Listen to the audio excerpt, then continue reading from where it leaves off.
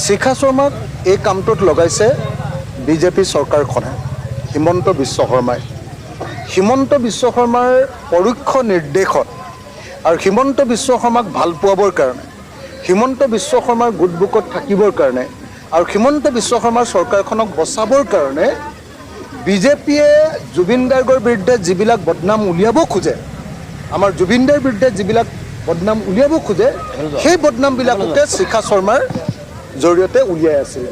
নমস্কাৰ অসমবাসী ৰাইজ, আজিৰ ভিডিঅ'টোত আমি আলোচনা কৰিম শিখা শৰ্মাক গ্ৰেপ্তাৰক লৈ অখিল গগৈৰ মন্তব্য। শিখা শৰ্মাই আমাৰ জুবিন দাক বদনাম ওলোৱা, জুবিন দাক বেয়াকৈ কোৱাৰ আচল ৰহস্য কি, শিখা শৰ্মা আৰু হিমন্তৰ মাজত কি সম্বন্ধ আছে, ভিডিঅ'টো শেষলৈকে চাওক।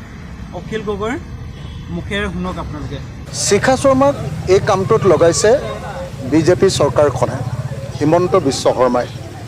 হিমন্ত বিশ্ব শৰ্মাৰ পৰোক্ষ নিৰ্দেশত আৰু হিমন্ত বিশ্ব শৰ্মাক ভাল পোৱাবৰ কাৰণে, হিমন্ত বিশ্ব শৰ্মাৰ গুডবুকত থাকিবৰ কাৰণে আৰু হিমন্ত বিশ্ব শৰ্মাৰ চৰকাৰখনক বচাবৰ কাৰণে বিজেপিয়ে জুবিন গাৰ্গৰ বিৰুদ্ধে যিবিলাক বদনাম উলিয়াব খোজে, আমাৰ জুবিন দাৰ বিৰুদ্ধে যিবিলাক বদনাম উলিয়াব খোজে, সেই বদনামবিলাককে শিখা শৰ্মাৰ জৰিয়তে উলিয়াই আছিলে। শিখা শৰ্মাই এইটো অপৰাধ কৰিছে আৰু সেইকাৰণে তেওঁ জেলত যোৱাটো উচিত। কিন্তু আমি সকলোৱে বুজি পাব লাগিব যে শিখা শৰ্মা অকল শিখা শৰ্মা নহয়। সেইকাৰণে শিখা শৰ্মাৰ নিচিনা যিবিলাক মানুহে চৰকাৰৰ হৈ কাম কৰে, তেওঁলোকে মনত ৰখা দৰকাৰ যে চৰকাৰে মানুহক কিছুদিন ব্যৱহাৰ কৰে আৰু তাৰ পাছত যেতিয়াই ব্যৱহাৰৰ অনুপযোগী হয়, সেই মানুহজনকে আকৌ জেলত ভৰাই দিয়ে। জুবিন গাৰ্গক ন্যায় নিদিবৰ কাৰণে হিমন্ত বিশ্ব শৰ্মাই যিমান কৰিব লাগে চব কৰিলে।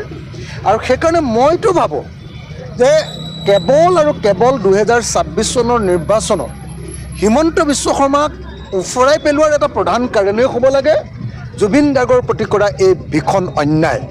মই সেইকাৰণে জুবিন গাৰ্গক যে ন্যায় নিদিলে, জুবিন গাৰ্গৰ চাৰ্জশ্বিটখনকে যে 2 নম্বৰীকৈ বনালে, জুবিন গাৰ্গৰ তদন্তটো যে মৃত্যুৰ তদন্তটো যে ভালকৈ নকৰিলে আৰু জুবিন গাৰ্গৰ হত্যাকাৰীবিলাকক যে বচাব খুজিলে আৰু জুবিন গাৰ্গক এনেকৈ এই শিখা শৰ্মাহঁতৰ জৰিয়তে আৰু তেওঁলোকৰ মন্ত্ৰী কিছুমান MLA কিছুমানৰ জৰিয়তে জুবিন দাৰ যে বদনাম উলিয়াব খুজিছিলে হিমন্ত বিশ্ব শৰ্মাই, এই গোটেই কাৰণটোৰ কাৰণে মই হিমন্ত বিশ্ব শৰ্মাক জুবিন গাৰ্গৰ গোটেই বিষয়টোত মই এজন ভিলেইন বুলি ভাবোঁ। আপোনালোকে অখিল গগৈৰ মুখেৰে সকলোবোৰ কথা শুনা পালে। অখিল গগৈ কি কৈছে, শিখা শৰ্মাই আমাৰ জুবিন দাক বেয়াকৈ বদনাম উলিয়াৰ আচল ৰহস্য হ'ল হিমন্ত মামাক বেয়া বদনাম উলিয়াবলৈ শিখা শৰ্মাক সেনেকৈ কৈছে। এয়া অখিল গগৈৰ মুখেৰে আপোনালোকে শুনা পালে, মই কোৱা কথা নহয়। আৰু আপোনালোকে ভিডিঅ'টো চাই কেনে পালে আৰু আমাক জুবিন দাৰ ন্যায় লাগে, আমি হাৰ নামানো, সকলোৱে কমেণ্ট কৰা আমাক ন্যায় লাগিব বুলি।